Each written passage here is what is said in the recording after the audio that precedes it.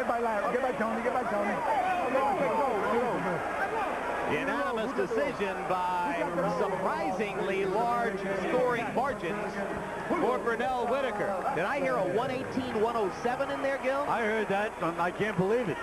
I thought Pernell clearly won the fight by not by that large a margin. All three of the scores a little bit wider than we might have thought. And you take a look at final punch stat numbers, which will once again show that Whitaker was by far the more accurate of the two. And Vasquez threw many, many more punches. Look at that. Vasquez throwing 239 more punches than Whitaker. Whitaker landing 77 more punches than Vasquez. And the disparity in connect percentages as a result, 57% for Whitaker, who lands at a higher percentage than maybe any fighter ever tracked over a long period of time by punch stat numbers. And Vasquez landing at a relatively low rate. Whitaker landing 58% of his jabs. He threw 399 of them, and Gil, that's where he won the fight. Absolutely, and good advice from the corner. Box jab, use that jab, put the rounds in the bank. Good night for Ronnie Shields in his first tour of duty replacing George Benton. Let's go to Larry Merchant, who stands by with Pernell Whitaker. Pernell, this didn't appear to be the kind of virtuoso performance we're used to, even though you won yet another championship. But give us your appraisal of what happened in here tonight. First of all, I think that was an excellent game plan we had. Ronnie Shields did a good job in the gym. We worked on this. You know, we worked on everything we did today. He perfected the training camp to a T. We just fought our fight. The first half of the fight, Vasquez seemed a little quicker, seemed to box you more than expected. Give us your appraisal of then and before you started to take over. I think the first 6 rounds was, we just wanted to get some rounds in the books before we just open up a little bit more. You know, the jab was the only punch I really needed in the fight. Plus, you know, you got to give me some credit. I moved up. I just tried this one fight, and it was a perfect. Were you comfortable in this? Could you feel that he's stronger than other fighters you fought? No, not really, not necessarily. No, I felt very strong in the ring. As you can see, I didn't have to move around as much. Was your added weight any problem as far as your quickness? Do you feel? I didn't put on too many pounds. I just worked out, stayed natural. I just came in the ring having nothing to worry about but to prepare for the fight. And I'd like to thank everybody.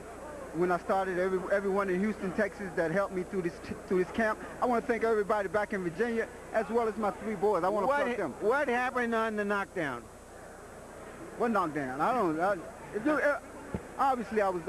It really was. I didn't think it was a knockdown. I was just off balance, as you can see. Well, he hit you in the jaw.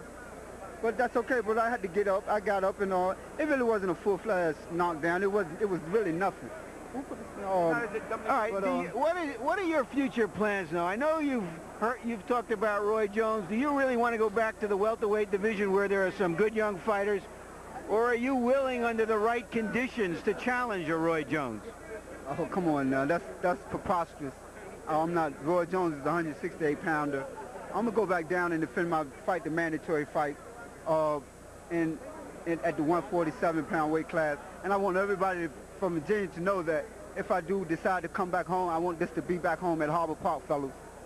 But let me plug my sons. I want to say hi to Dominique, Pernell, and Don Tavius. I love you guys.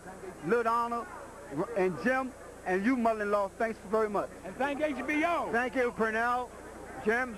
All right, thanks very much, Larry Merchant. So Pernell says that he had it under control all the way. Good fight plan, well articulated by Ronnie Shields. And I'll tell you, the guy is so good, Gil, that he can have a little bit of an off night and still win a lopsided decision. Well, it was a close fight for 6 rounds, Jim. But in the end, Pernell Whitaker pulled away. But if I was in his corner, I would have been sweating because Vasquez was able to set himself.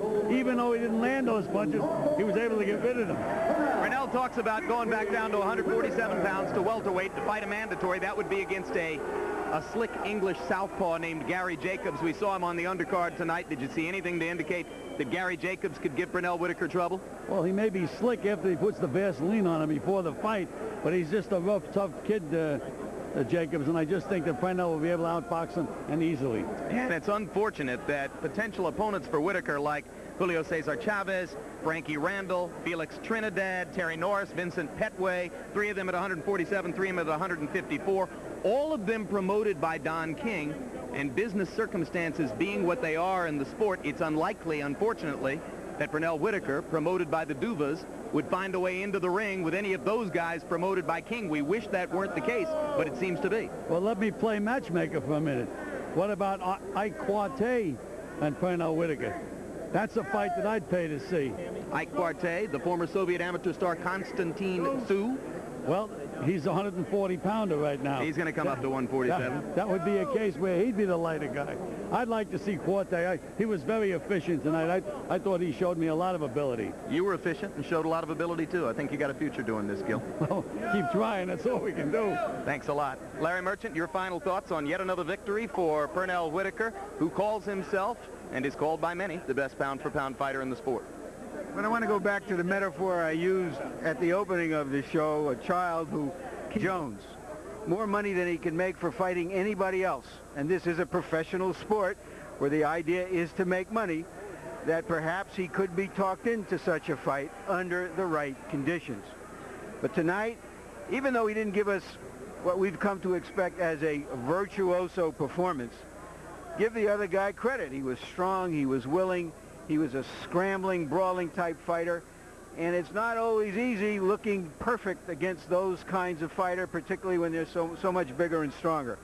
So it's a strong, good performance by what I think of as still the best fighter pound for pound in the world, simply because he's fought so many good fighters along his illustrious and great career. That's right. Vasquez is the 12th champion that Whitaker has fought, and one way or another, he has beaten all of them, except, of course, the official draw with Julio Cesar Chavez. So another victory for Whitaker, who's 35-1-1.